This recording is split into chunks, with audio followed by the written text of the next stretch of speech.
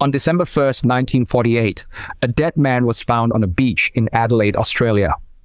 Nobody knew his name. He was dressed in a suit and tie. A half-smoked cigarette rested on his collar. He carried no identification. The labels on his clothing had been deliberately cut out. Two couples had noticed him the night before, lying on the sand with his head against the seawall. They assumed he was sleeping or drunk. By morning, he was dead. Police circulated his photograph across Australia and internationally. No match. They sent his fingerprints to Scotland Yard, the FBI, and intelligence services across the Commonwealth. No match. His hands showed no signs of manual labor. His nails were manicured. His clothing, though missing labels, was well made. Everything about his appearance suggested a professional man, but no professional man in Adelaide or anywhere else was reported missing. The autopsy found no identifiable cause of death. The pathologist noted enlarged organs consistent with poisoning, but no known poison was detected. The coroner later concluded the most likely cause was digitalis, a plant-derived toxin that is nearly impossible to trace. His fingerprints matched no records in Australia or internationally. His dental records matched no one. For 74 years, the most basic question in any death investigation, who is this person, went unanswered. Then, a forensic genealogist extracted DNA from a hair trapped in a plaster death mask. But before the DNA, there were the clues, and they were among the strangest in the history of criminal investigation. A month after the body was found, police discovered a suitcase at the Adelaide railway station believed to belong to the dead man. Inside were clothing labeled with variants of the name Tikeen, a shaving brush, shoe polish, a knife, scissors, and a screwdriver. A spool of orange thread in the suitcase matched the unusual stitching used to repair the dead man's clothing. Linking the suitcase to the body, a tailor who examined the clothes concluded they were made in the United States. Then, in May 1949, the coroner re-examined the clothing and found something everyone had missed: a tiny fob pocket hidden inside the trousers. Inside was a tightly rolled piece of paper. Two words in Persian, tam shud, meaning the end, or it is finished. They are the final words of the Rubaiyat of Omar Khayyam, a 12th century book of poetry about living without regret. Local tailor Hugh Potsa identified the suit as American manufactured, based on a distinctive stitching pattern characteristic of certain U.S. industrial sewing machines. Fueling speculation, the man was a foreign operative. The orange thread match was the strongest physical link between the suitcase and the body. Whoever packed that suitcase had also repaired the dead man's clothes, or they were the same person, a dead man with no name, carrying a poem about how life ends. That was just the beginning. After media coverage of the torn page, a man came forward with a copy of the Rubaiyat. He said someone had tossed it into his unlocked car near Somerton Beach in late November, days before the body was found. The torn page matched the hole in the book perfectly. On the inside back cover, police found indentations from previous handwriting, invisible to the naked eye but readable under ultraviolet light. A local telephone number, an unidentified second number, and 5 lines of seemingly random letters that looked like a coded message. Naval intelligence could not crack the code. Code breakers analyzed the letters for decades. Internet sleuths spent years proposing theories, secret spy messages, mnemonic devices, or final farewell notes.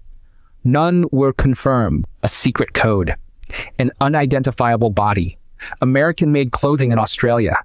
The theories wrote themselves. The Cold War spy theory became the dominant narrative. The American clothing, the secret code, the missing identification labels, the untraceable poison. Australia in 1948 was a hub for intelligence activity. Adelaide housed a major naval facility. The telephone number found in the book led police to a woman named Jessica Thompson, who lived in Glenelg, minutes from where the body was found. When shown the death mask, she appeared visibly disturbed, but denied knowing the man. For decades, investigators speculated about a romantic connection between the dead man and Thompson.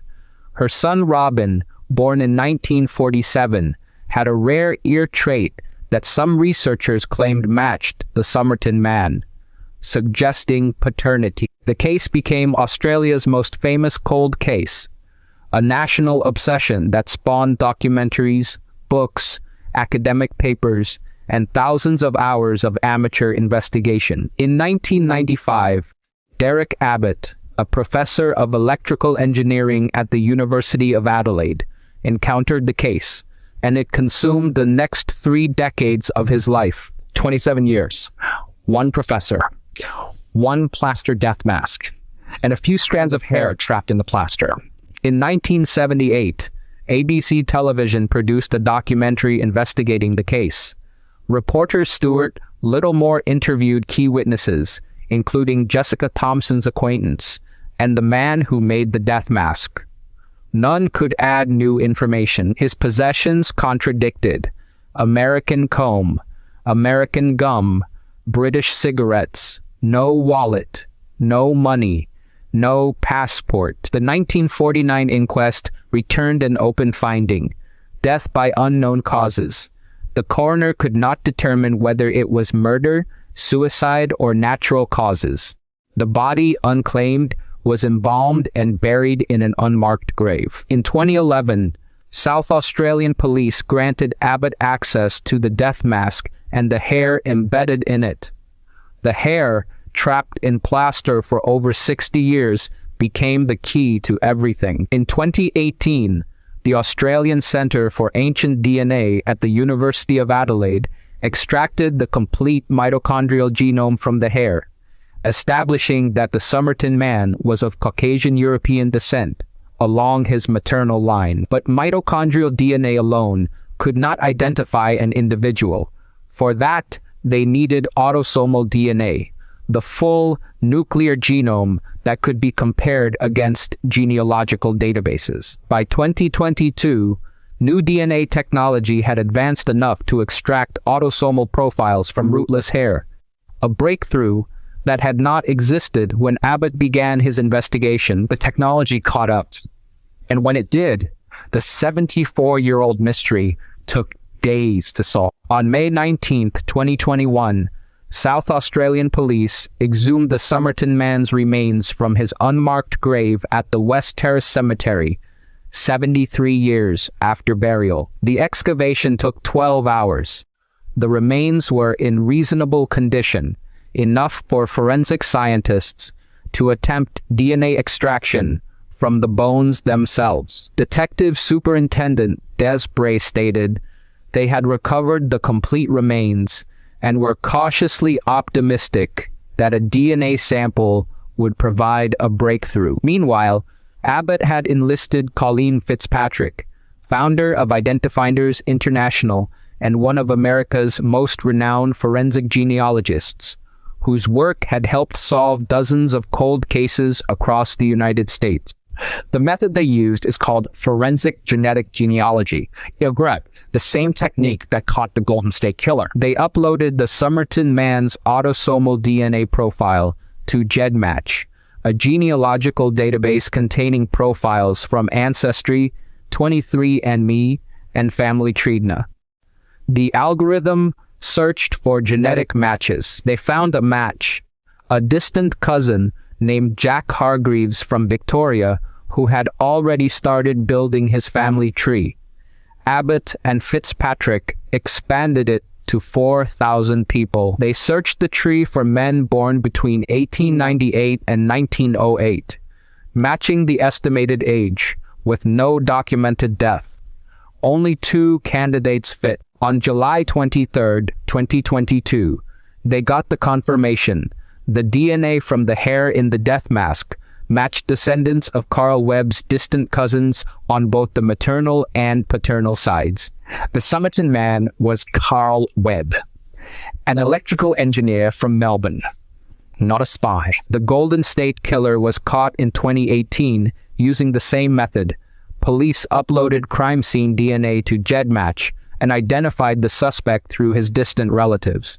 The technique has since solved hundreds of cold cases. Forensic genetic genealogy works by comparing an unknown person's DNA against databases of people who have voluntarily submitted their genetic profiles. Even distant cousin matches can narrow a family tree to a single branch. Webb was born in Footscray, a suburb of Melbourne, the youngest of 6 children. His father, Richard August Webb, had emigrated to Australia from Hamburg, Germany. Carl became an electrical engineer and instrument maker. The last documented record of Webb was from April 1947, when he left his wife, Dorothy Robertson. After that, he vanished from the public record entirely until his body appeared on Somerton Beach 19 months later. And now, the mysteries began resolving one by one, not into espionage, but into something far more ordinary. The name T. Keane on the suitcase clothing. Webb's sister Freda had married a man named Thomas Keane.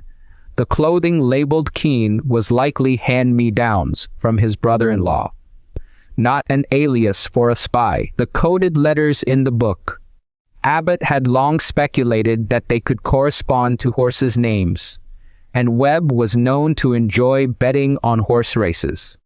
The terrifying spy cipher may have been a punter's shorthand. The uncrackable code that stumped naval intelligence for decades might have been a betting system. The Tam Shud poem. Webb liked poetry and even wrote his own, The Torn Page from the Rubaiyat, a poem about accepting life's end without regret, now reads not as a spy's coded farewell, but as a troubled man's final statement. Abbott and Fitzpatrick also tested whether Robin Thompson, long suspected to be the Somerton man's son, shared DNA with Webb. The result was negative. Robin was not Webb's child.